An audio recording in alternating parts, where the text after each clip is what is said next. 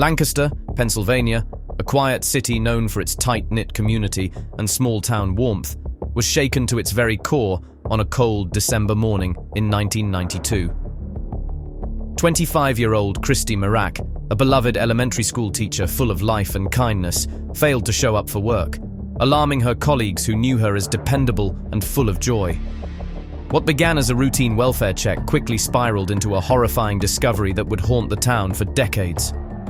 Christy, who had dedicated her life to nurturing and inspiring young minds, had been brutally attacked in her own home, a place that should have been her sanctuary.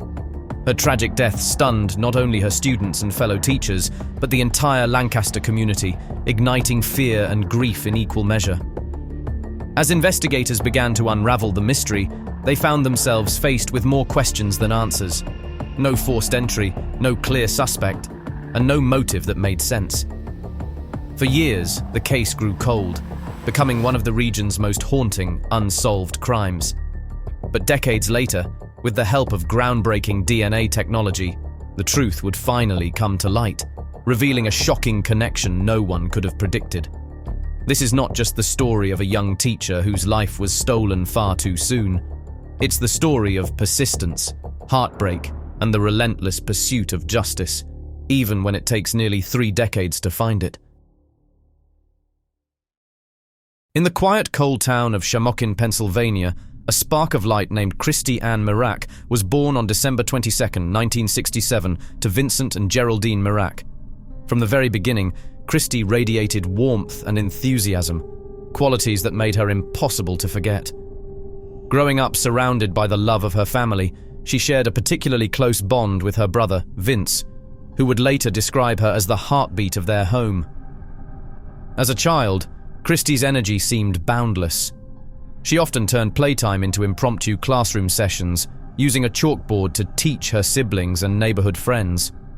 Even then, her dream was clear. She wanted to be a teacher, someone who could inspire others the way she loved to learn herself. In a town of only a few thousand residents, Christy's sunny personality stood out. She was known for her kindness, her laugh that could fill a room, and her effortless charm that drew people to her. After graduating from Our Lady of Lourdes Regional High School in 1985, Christy set her sights on making her dream a reality. She moved to Lancaster County and enrolled at Millersville University, where she earned a degree in elementary education. Those who knew her during that time remember a young woman full of purpose, focused, compassionate, and driven by the desire to make a difference in children's lives. Shortly after completing her studies, Christy began teaching remedial reading at Rorastown Elementary School in Lancaster. Her dedication quickly earned her the respect of both colleagues and students alike. The year before her life was tragically cut short, she advanced to a position teaching 6th grade, a role she embraced with the same passion and joy she had carried since childhood. Christy wasn't just a teacher in title, she was a mentor, a friend, and a shining example of someone living her lifelong dream. In the classrooms of Rorastown Elementary, Christy wasn't just a teacher, she was a bright force of energy who seemed to make every student feel special. Her lessons were filled with laughter, encouragement, and genuine care. Teaching wasn't something she did for a paycheck, it was the heartbeat of her life. Every child mattered to Christy, and she poured her heart into helping them believe in themselves. Outside the classroom, however, Christy was a private person. While she was open and affectionate with her students, she rarely spoke about her own personal life. Even those closest to her, including her family, knew little about her day-to-day experiences. Her mother, to whom she was deeply devoted, often said Christy kept quiet about her personal struggles because she didn't want to cause anyone worry. By the age of 25, Christy seemed to have everything going for her. She was thriving in her career, adored by her colleagues and loved by her students. Friends described her as the kind of person who could brighten even the darkest day, always smiling, always radiating warmth. Her life revolved around her family, friends, and the children she taught, and she had a clear sense of purpose in everything she did. At the time of her passing in late 1992, Christy was living in East Lampeter Township, just outside Lancaster County, sharing an apartment with a roommate. To everyone who knew her, she was the embodiment of kindness and positivity. a woman whose light touched countless lives. No one could have imagined that such a promising life, filled with love and hope, was about to be cut short in a way that would shock an entire community. On December 21st, 1992, just days before Christmas, the air was cold, festive lights glowed in windows across Lancaster County, and 25-year-old Christy Mirack was filled with the same holiday spirit she always shared with her students. She had carefully wrapped a book for each of them, her little Christmas gifts to end the term on a joyful note. After the final bell, she planned to head home to Shamokin to celebrate with her family. But tragically, Christy would never make that trip. That morning began like any other. Christy was known for being an early riser. She'd get up at 6 a.m., make herself breakfast, and catch the morning news before heading out the door. Her roommate typically left around 7 a.m., and Christy would follow about 45 minutes later. But as the clock ticked past her usual arrival time, her absence didn't go unnoticed. At Rorastown Elementary, Principal Harry Goodman grew concerned when Christy didn't show up or call. It was completely unlike her. She was always punctual, dependable, and deeply committed to her students. After trying to reach her several times with no response, Harry called Christy's mother, who hadn't heard from her either. A growing sense of dread pushed him to drive to her apartment. When he arrived, Christy's car was still parked outside. The front door was slightly open, an unsettling sign. Cautiously, he stepped inside. The sight that met him was alarming. The apartment was in disarray, the Christmas gifts she had so lovingly prepared scattered across the floor. It was clear something terrible had happened. Then, to his horror, he found Christy lying on the living room floor. Panicked, Harry ran to a neighbor's apartment for help and dialed 911 at 9:22 a.m. What began as an ordinary December morning had turned into a nightmare, one that would haunt the community of Lancaster for decades to come.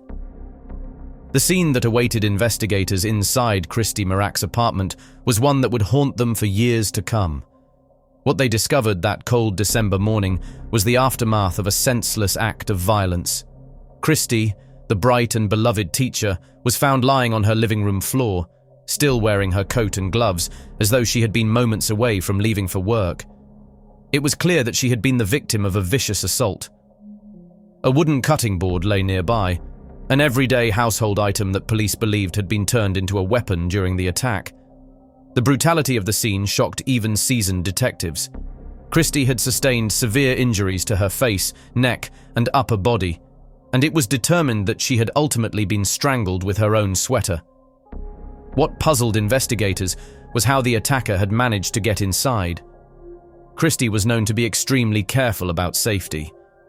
She never left doors unlocked and often reminded her friends and roommates to be just as cautious. Her apartment door automatically locked when closed and was equipped with a peephole, suggesting she likely would not have opened it for a stranger. Detectives considered two possibilities: that Christy had known her killer and willingly let them in, or that she had been ambushed as she was leaving for work. Her roommate, Mary Lesko, had already left the apartment around 7 a.m., while Christy typically departed about 45 minutes later. That narrow window of time, less than an hour, was when the unthinkable happened. Christy's autopsy revealed the full extent of her struggle. She had fought hard to survive, but her attacker's rage overpowered her.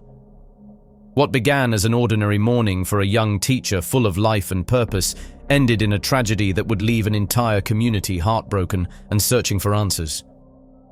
As investigators dug deeper into the case, shocking new details began to emerge. Details that painted a grim picture of what had happened inside Christy Mirack's apartment. The young teacher had endured an attack so violent that even veteran detectives struggled to describe it. When Principal Harry Goodman rushed to get help after finding her, neighbors later recalled his trembling voice repeating the same haunting words, "Her face. Her face." Christy had suffered devastating injuries, blunt force trauma to her head, neck and chest, and a fractured jaw. Evidence recovered at the scene indicated that the assault had been both physical and deeply invasive. Forensic teams worked tirelessly, collecting and preserving every possible clue from the apartment, including samples found on the carpet where her body had been discovered. Police interviewed and polygraphed dozens of people, but each lead seemed to collapse under scrutiny. For a time, even Principal Goodman was questioned, simply because he had been the one to discover her body. However, he was quickly cleared of any involvement. Investigators then turned their focus to a man nearly 20 years older than Christy, someone she had briefly dated earlier that year. But DNA testing conducted in 1993 ruled him out as well. With no solid leads and few witnesses, detectives were left clinging to a single piece of information. A resident reported seeing a man park a mid-sized car across the street from Christy's building around 7 a.m. that morning and walk toward her apartment. It was the only clue they had. Unless that man came forward, police warned, they would have no choice but to assume he was connected to Christy's murder. For more than 2 decades, Christy Mirack's case sat frozen in time, a haunting mystery with no answers and no suspects. Police had chased every possible lead, searched for the man seen near her apartment, and examined every clue, but nothing led them closer to the truth. It wasn't until 2015 that a spark of hope reignited the cold trail. Lancaster County District Attorney Craig Steadman decided to reopen the investigation, determined to take advantage of the remarkable advancements in DNA technology since 1992. That decision would change everything. The new investigation brought in renowned genetic genealogist C.C. Moore, known for helping to solve high-profile cases such as the Golden State Killer. Working with Parabon Nanolabs, C.C. uploaded the DNA found at Christie's apartment to GEDmatch, a public genealogy database where users voluntarily share their DNA to connect with relatives and explore family history. The results were astonishing. C.C. uncovered links to several distant relatives of the unknown suspect and began painstakingly building a family tree, generation by generation, branch by branch. Her research eventually pointed toward a Lancaster family of mixed Northern European and Puerto Rican heritage. Searching through old newspapers and online archives, C.C. came across an interview with a man who mentioned being half Puerto Rican. Something clicked. She believed she had finally identified Christy's killer. Now, all investigators needed was proof. Police devised a clever plan. They tracked the man to a school event, where he was performing as a DJ. As he entertained the crowd, undercover officers quietly watched. When he tossed away a piece of gum and an empty water bottle, they swooped in to collect them. Lab results soon confirmed what C.C. suspected. The DNA was a perfect match. After 26 long years, the truth was finally out. The man responsible for the murder of Christy Mirack was 49-year-old Raymond Charles Rowe, arrested in June 2018. Before his name became synonymous with one of Lancaster County's darkest crimes, Raymond Charles Rowe, better known as DJ Freeze, was a familiar face in the local music scene. Born in 1968 in Lancaster, Pennsylvania, Raymond grew up in the vibrant 1980s era, a time when breakdancing and hip-hop culture ruled the streets. He started out as a breakdancer before turning his attention to DJing, spinning records at neighborhood parties and slowly making a name for himself. Though he attended McCaskey High School, he never graduated. By age 20, Raymond had already married for the first time. Over the years, he built a reputation as the man who could keep any crowd on its feet. For 15 years, he was the resident DJ at the popular Chameleon Club, performing at weddings, proms, and parties across Lancaster. To the outside world, Raymond seemed like a charismatic entertainer, passionate about music, well-connected, and ambitious. Few could have guessed what secrets he was hiding. His personal life, however, was anything but steady. After divorcing his first wife, he became engaged to another woman during the summer of 1992, only to finalize his divorce in 1993. He spent time performing at clubs in Chile before returning home to open a retail shop and even launch Lancaster's first DJ school. Despite moments of success, his relationships continued to unravel. 2 more marriages ended in divorce, in 1998 and 2007, and he later remarried for a 4th time in 2013. Raymond also had a run-in with the law in 2001 when police raided the Chameleon Club in search of underage drinkers. He was charged with disorderly conduct and resisting arrest, later filing, and losing, a civil lawsuit against local officials. By all appearances, DJ Freeze was a man who lived for the spotlight. But beneath the flashing lights and thumping bass, a chilling truth was waiting to resurface. After more than 2 decades of heartbreak and unanswered questions, justice finally arrived. On June 25, 2018, Lancaster County District Attorney Craig Steadman announced a stunning breakthrough. An arrest had been made in the long unsolved murder of Christy Mirack. The community that had mourned her for years was both relieved and stunned when the suspect's name was revealed. Christy's killer was not a stranger to Lancaster. He was Raymond DJ Freeze Rowe, a man many had danced to and celebrated with for years. Once seen as a charismatic entertainer, Rowe had secretly carried the weight of a horrific crime. Though he later claimed to have found faith, it had never been enough to move him to confess or bring peace to Christy's family. When finally confronted by the evidence, he admitted his guilt, offering a brief apology that rang hollow after 26 years of silence. On January 8, 2019, inside a Lancaster County courtroom, Rowe pleaded guilty to first-degree murder, assault, and related charges. He was sentenced to life in prison without parole, plus an additional 60 to 120 years. As he stood before the court, Christy's brother, Vince Mirack, faced the man who had stolen his sister's future. His words cut deep. "You took away our joy, our security, our love of Christmas. But most of all, you took away Christy." Overwhelmed with grief, Christy's father couldn't bring himself to speak, and her mother had tragically passed away before she could see justice served. Though it took more than 2 decades, the truth had finally emerged, and with it, a small measure of the peace that Christy's family had long been denied.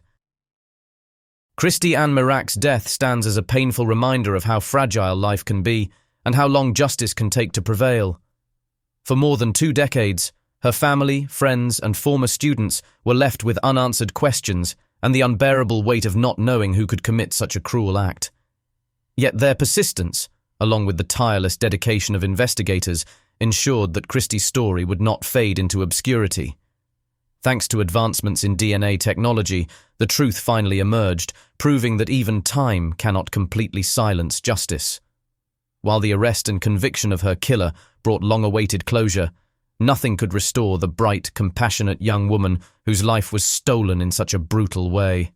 Christy's legacy lives on in the hearts of those who knew her, in the laughter of her students, the memories shared by her loved ones, and the renewed hope that cold cases can be solved, no matter how many years pass.